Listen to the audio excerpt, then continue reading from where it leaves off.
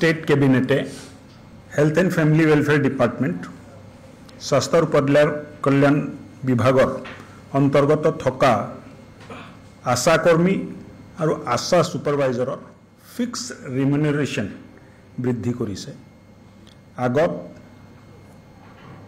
আশা কৰ্মীয়ে ৩,০০০ টকা পাইছিলে, আজি ষ্টেট গভৰ্ণমেণ্ট অফ ইণ্ডিয়াই ৫০০ টকা বৃদ্ধি কৰিব আৰু ষ্টেট গভৰ্ণমেণ্ট অফ আছাম ৫০০ টকা বৃদ্ধি কৰিব, অৰ্থাৎ টোটেল ১,০০০ টকা বৃদ্ধি আশা কৰ্মীৰ ফিক্স যিটো ৰিমিউনাৰেশ্যন আছিলে তাত বৃদ্ধি পাব, অৰ্থাৎ ৩,০০০ টকাৰ পৰা ৪,০০০ টকালৈ এই ফিক্স ৰিমিউনাৰেশ্যন বৃদ্ধি হ'ব।